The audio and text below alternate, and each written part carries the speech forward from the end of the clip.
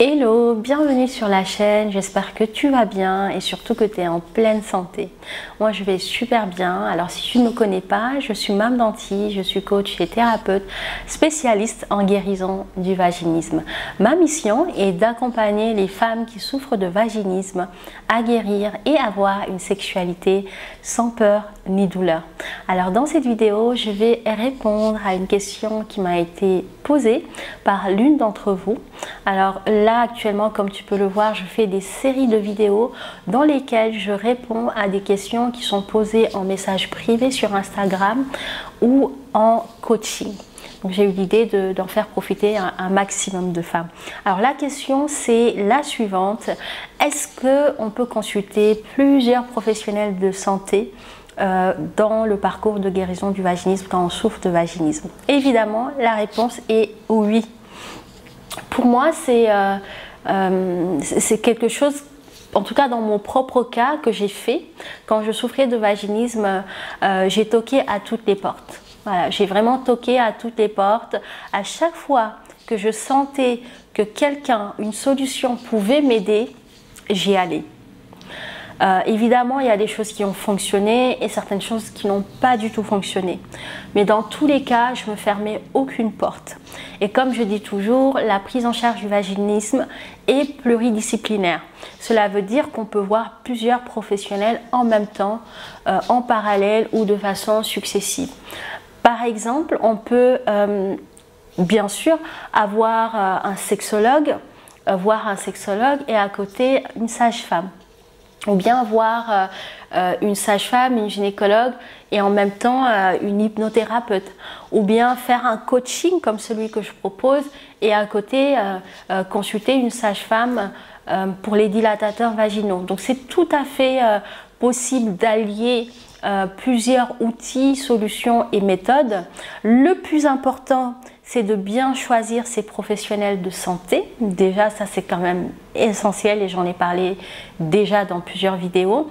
De se sentir à l'aise, d'avoir un lien de confiance, de se sentir soi-même, de sentir que on est complètement authentique avec ce professionnel de santé, qu'on est à l'aise de pouvoir lui partager les choses qu'on ressent profondément, qu'on sent que cette personne nous comprend et est capable de nous aider. Donc ça déjà c'est une chose qui est vraiment pour moi essentielle, donc de bien choisir le professionnel de santé et surtout de s'écouter. S'écouter, cela veut dire que quand tu sens au fond de toi, et vraiment faites-vous confiance les filles parce que vous avez cette intuition qui est assez développée. Quand on est une femme, on a naturellement une intuition qui est là, de vous faire confiance et de vous laisser guider et porter vers des solutions, vers des personnes.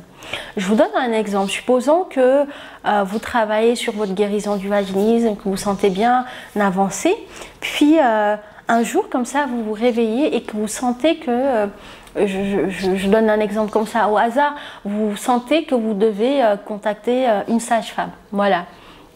Bah écoutez, faites-le.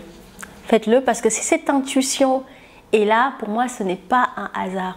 C'est que ça va être quelque chose qui va vous apporter une clé supplémentaire ou une aide dont vous avez besoin. Ou par exemple, vous êtes sur la chaîne et vous sentez que mon message, ce que je partage, ça vous parle et que vous vous sentez déjà à l'aise, que vous vous sentez en confiance et que vous vous dites ce serait vraiment chouette que je contacte Mame et son équipe pour voir, avoir des informations sur le programme, ça a l'air chouette, je pense que ça peut m'aider, fais-le. Et en même temps, si aussi à côté, tu sens que consulter un sexothérapeute ou une hypnothérapeute ou une gynécologue peut t'aider, également fais-le. Ne te ferme aucune porte. Choisis juste bien les professionnels qui t'accompagnent et fais confiance à ton intuition qui va te guider naturellement vers les bonnes personnes. Voilà, j'espère que cette vidéo t'aura aidé et t'aura permis d'avoir un peu plus de clarté. Et si tu sens qu'elle peut aider une personne de ton entourage, n'hésite pas à lui partager.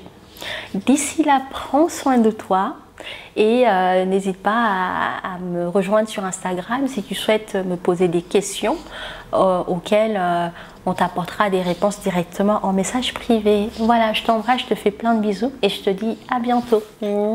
Ciao!